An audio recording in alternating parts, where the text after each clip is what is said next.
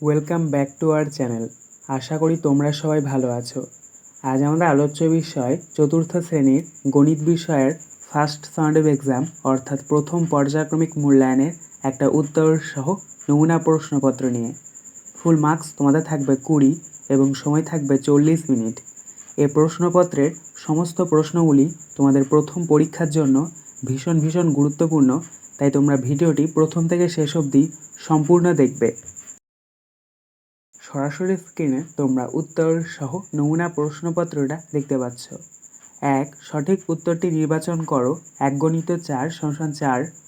ক, 4 অঙ্কের সংখ্যাটি হলো 04000040 না 4000। দেখো, 4 অঙ্কের সংখ্যা তখনই হবে যখন 0 দিয়ে কোনো সংখ্যা স্টার্ট হবে না। এক্ষেত্রে দেখো, প্রথমটা 0 দিয়ে স্টার্ট হয়েছে, তারপরে 0 দিয়ে স্টার্ট হয়েছে। 0 দিয়ে স্টার্ট হওয়া মানে সেই 0 সংখ্যাটাকে আমরা ধরবো না, তাহলে কিন্তু 3 অঙ্কের বা 2 অঙ্কের সংখ্যা হয়ে যাচ্ছে। তাই সঠিক উত্তর হবে 4000 অর্থাৎ 4000। তাই এটার উপর আমরা টিক চিহ্ন দেবো। খ, 5, 6, 7 অঙ্ক তিনটি নিয়ে গঠিত 3 অঙ্কের বৃহত্তম সংখ্যাটির এককের ঘরের অঙ্কটি হবে 7, 6 না 5। তো 5, 6 আর 7 এই অঙ্ক তিনটি দিয়ে গঠিত বৃহত্তম সংখ্যা হচ্ছে 7, 6, 5 অর্থাৎ 765। এবং সেই অঙ্কটি অর্থাৎ যে সংখ্যাটি গঠিত হলো সেটার এককের ঘরের অঙ্ক হচ্ছে 5, কারণ সেটা লাস্টে 5 রয়েছে, তাই সঠিক উত্তর হবে 5। তো এটার ওপর আমরা টিক চিহ্ন দেবো। গ, কোন সালটি লিপ ইয়ার নয়? 2000, 2100 না 2400?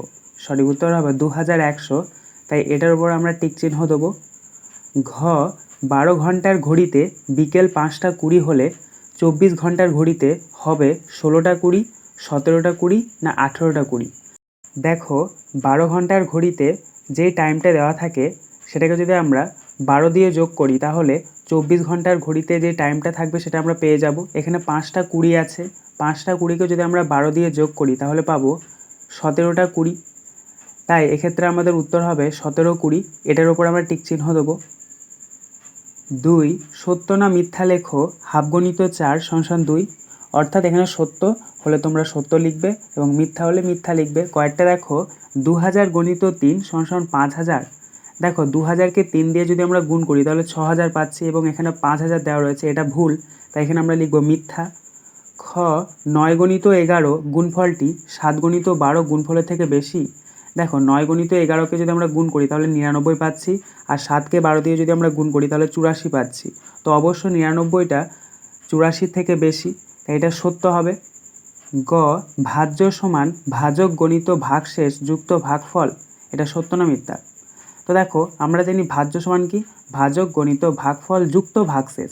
তো লাস্টে ভাগশেষ থাকে, মিডিলে নয়, তাই এটা হবে মিথ্যা। ঘরটা দেখো, 25 × 50 এ গুণফলের দশকের অঙ্কটি 0। দেখো, 25কে যদি আমরা 50 দিয়ে গুণ করি তাহলে আমাদের যে গুণফলটা বেরোবে সেক্ষেত্রে কিন্তু লাস্টে দশকের ঘরে আমাদের 0 থাকবে না, তাই এটা হবে মিথ্যা। তাই আমরা বক্সের মধ্যে মিথ্যা লিখব। 3, নিচের প্রশ্নগুলির উত্তর দাও। 1 × 4 = 4। ক, স্থানীয় মানে বিস্তার করে কথায় লেখো 3291। এটাকে যদি আমরা স্থানীয় মানে বিস্তার করি তাহলে পাবো 3000 + 200 + 90 + 1, এবং কথায় লিখলে পাবো 3209.1 একক।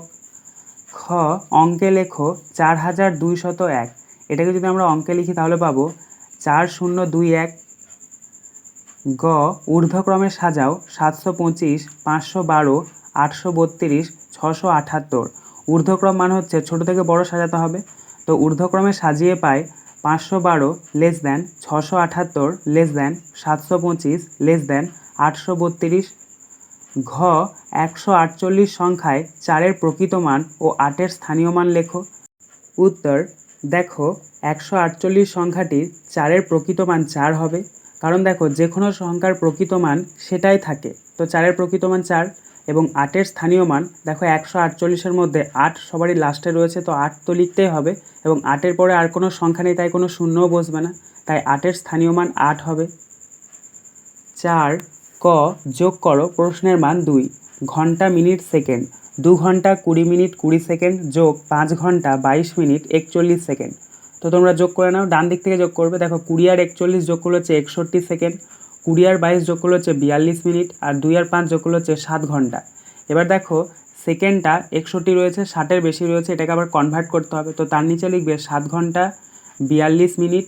এবার 61টাকে আমরা লিখতে পারি 60 যোগ 1 সেকেন্ড, তার নিচে তোমরা লিখবে 7 ঘন্টা। এবার 42টা 1 যোগ হয়ে যাবে, মানে 42 মিনিটের সাথে 1 যোগ হবে, কারণ ডান দিকে 60 সেকেন্ড রয়েছে, সেই 60 সেকেন্ডটা আমরা 1 মিনিটে কনভার্ট করছি। তাহলে 42-এর সাথে 1 যোগ করলে কত হচ্ছে 43, তাহলে 43 মিনিট, আর এখানে 1 রয়েছে 1 সেকেন্ড। তাই আমাদের উত্তর হচ্ছে 7 ঘন্টা 43 মিনিট 1 সেকেন্ড। খ, বিয়োগ করো 3520 বিয়োগ 159। তো আমরা ডান দিক থেকে বিয়োগ করবো। দেখো ডান দিকে রয়েছে 0 আর 9, 0 থেকে তো আর 9 বাদ দেওয়া যায় না, 10 ধরতে হবে। তো 10 থেকে 9 বিয়োগ করলে হচ্ছে 1। তারপরে দেখো যেহেতু 2 রয়েছে, তো 2 থেকে তো আর 5 বাদ দেওয়া যায় না, এক্ষেত্রে আমাদের 12 ধরতে হবে। আর ডান দিকে যেহেতু আমরা 10 ধরেছি, তাহলে পাশে যে সংখ্যাটা আছে সেটাকে 1 ঘর কমাতে হবে। 12 রয়েছে, 12কে যদি আমরা 1 ঘর কমিয়ে দিই তাহলে হচ্ছে 11। তো 11 থেকে 5 বিয়োগ করলে কত হচ্ছে 6, তাহলে নিচে 6 বসাবে। তারপরে দেখো রয়েছে 5 আর 1। তো যেহেতু আমরা এখানে 10 ধরেছি, তাহলে পাশে যে সংখ্যাটা আছে সেটাকে 1 ঘর কমাবো। দেখো পাশে রয়েছে 5, 5কে আমরা যদি 1 ঘর কমিয়ে দিই তাহলে 4, 4 থেকে আমরা 1 বিয়োগ করবো, 4 থেকে 1 বিয়োগ করলে 3, তাহলে 3 বসাবে। আর তারপরে 3 আছে, 3 বসিয়ে দেবে। এক্ষেত্রে আমাদের বিয়োগফলটা বেরিয়েছে 3361। 5 ভাজক সমান 8, ভাগফল সমান 14, ভাগশেষ সমান 5 হলে ভাজ্য সমান কত? প্রশ্নের মান 2। উত্তর, দেখো আমরা জানি ভাজ্য সমান ভাজক গণিত ভাগফল যুক্ত ভাগশেষ। ব্যাস, এবার তোমরা মানগুলোকে পুট করে দাও, তাহলে কিন্তু উত্তর বেরিয়ে যাবে।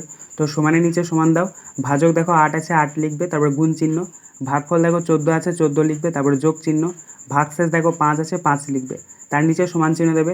8-এর সঙ্গে যদি আমরা 14 গুণ করি তাহলে আমরা পাবো 112, তারপরে যোগ আছে যোগ লিখবে, তারপরে 5 আছে 5 লিখবে, তার নিচে সমান চিহ্ন দেবে। এবার 112 আর 5 যোগ করলে কত হচ্ছে 117, তাই 117 লিখবে। তাহলে এক্ষেত্রে আমাদের উত্তরটা হচ্ছে ভাজ্য সমান 117। 6 বিশ্লেষণ পদ্ধতিতে গুণ করো 228 গণিত 19, প্রশ্নের মান 2। তো তোমরা স্ক্রিনে দেখতে পাচ্ছ, এটা কিন্তু আমি খাতায় করেছি, তো তোমরা ভালো করে বুঝে নাও। তোমরা এইভাবে একটা ছক করবে, 3টে বক্স করবে। বাঁ দিকের ঘরে তোমরা লিখবে 19 এবং একদম ওপরে তোমরা লিখবে 228। তো 228টাকে যদি আমরা ভেঙে নিই তাহলে আমরা লিখব 200, তারপরে 20, তারপরে 8। তো তার নিচে প্রথম বক্সে তোমরা লিখবে 200 গণিত 19, তারপরের বক্সে লিখবে 20 গণিত 19, তারপরের বক্সে লিখবে 8 গণিত 19। এবার 200কে 19 দিয়ে যদি আমরা গুণ করি তাহলে পাবো 3800, 20কে 19 দিয়ে যদি আমরা গুণ করি তাহলে পাবো 380, এবং 8কে 19 দিয়ে যদি আমরা গুণ করি তাহলে পাবো 152। এবার যে গুণফলগুলো বেরোলো সেগুলো তোমাদেরকে যোগ করতে হবে। তো তোমরা ডান দিকে যোগ করে নেবে। প্রথমে লিখবে 3800, তার নিচে লিখবে 380, তার নিচে লিখবে 152, নিচে একটা দাগ দেবে, যোগ চিহ্ন দেবে, যোগ করে নেবে। ডান দিক থেকে যোগ করবে। দেখো 0 0 আর 2 যোগ করলে হচ্ছে 2, তাই 2 বসাবে। তারপর রয়েছে দেখো 0 8 আর 5 যোগ করলে হচ্ছে 13, 13 3 হাতে 1 বসাবে। তারপর দেখো 8 আর 3 যোগ করলে হচ্ছে 11, 11 1 যোগ করলে হচ্ছে 12 আর হাতে 1 আছে 13, 13 3 হাতে 1 বসাবে। তারপর 3 আর 1 যোগ করলে কত হচ্ছে 4, তাহলে 4 বসাবে।